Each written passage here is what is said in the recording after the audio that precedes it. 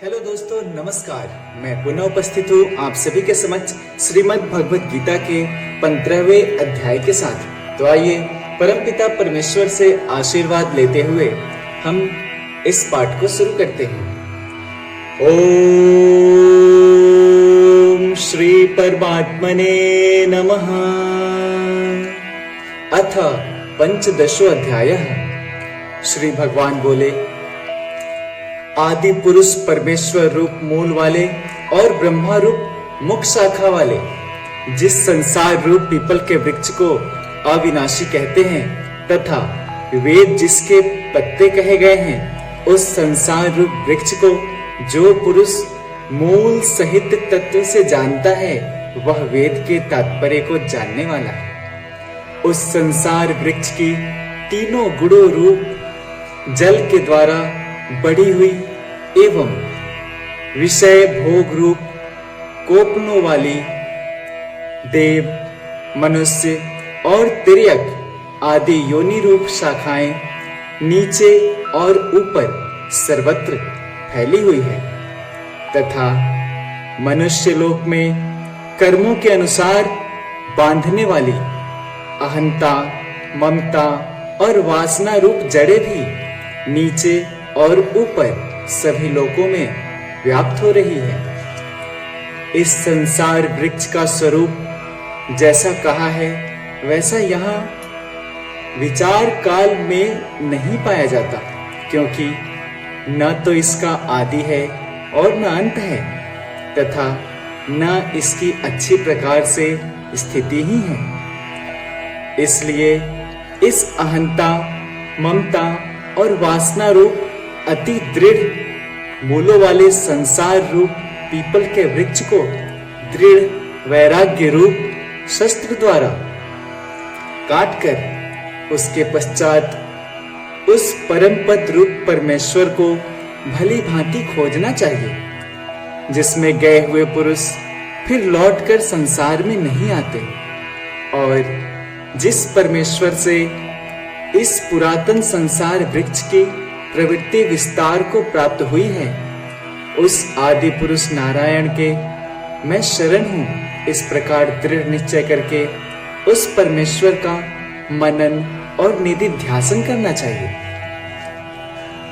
जिसका मान और मोह नष्ट हो गया है, जिन्होंने आसक्ति रूप दोष को जीत लिया है, जिनकी परमात्मा के स्वरूप में नित्य स्थिति है और जिनकी कामनाएं पूर्ण रूप से नष्ट हो गई है, वे सुख दुख नामक द्वंद्वों से मुक्त ज्ञानी जन उस अविनाशी परम पद को प्राप्त होते हैं। जिस परम पद को प्राप्त होकर मनुष्य लौटकर संसार में नहीं आते, उस स्वयं प्रकाश परम पद को न सूर्य प्रकाशित कर सकता है और न चंद्रमा और न अग्नि ही, वही मेरा परम धाम है।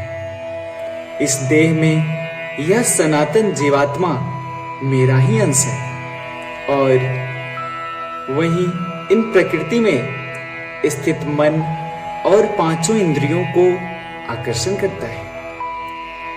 वायु गंध के स्थान से गंध को जैसे ग्रहण करके ले जाता है, वैसे ही देह आदि का स्वामी जीवात्मा भी जिस शरीर का त्याग करता है, उससे इस मन सहित इंद्रियों को ग्रहण करके फिर जिस शरीर को प्राप्त होता है उसमें जाता है। यह जीवात्मा श्रोत्र, चक्षु और त्वचा को तथा रसना, घ्राण और मन को आश्रय करके अर्थात इन सब के सहारे से ही विषयों का सेवन करता है। शरीर को छोड़कर जाते हुए को अथवा शरीर में स्थित हुए को अथवा विषयों को भोगते हुए को, इस प्रकार तीनों गुणों से युक्त हुए को भी अज्ञानी जन नहीं जानते। केवल ज्ञान रूप नेत्रों वाले विवेकशील ज्ञानी ही तत्व से जानते हैं। यत्न करने वाले योगी जन भी अपने हृदय में स्थित इस आत्मा को तत्व से जानते हैं। किंतु जिन्होंने अपने अंतःकरण को शुद्ध नहीं किया है, ऐसे अज्ञानी जन तो यत्न करते रहने पर भी इस आत्मा को नहीं जानते। सूर्य में स्थित जो तेज संपूर्ण जगत को प्रकाशित करता है, तथा जो तेज चंद्रमा में है और जो अग्नि में है, उसको तू मेरा ही तेज जान। और मैं ही पृथ्वी में प्रवेश करके अपनी शक्ति से सब भूतों को धारण करता हूं और रस स्वरूप अर्थात अमृतमय चंद्रमा होकर संपूर्ण औषधियों को अर्थात वनस्पतियों को पुष्ट करता हूं। मैं ही सब प्राणियों के शरीर में स्थित रहने वाला प्राण और अपान से संयुक्त वैश्वानर अग्नि रूप होकर 4 प्रकार से अन्न को पचाता हूं।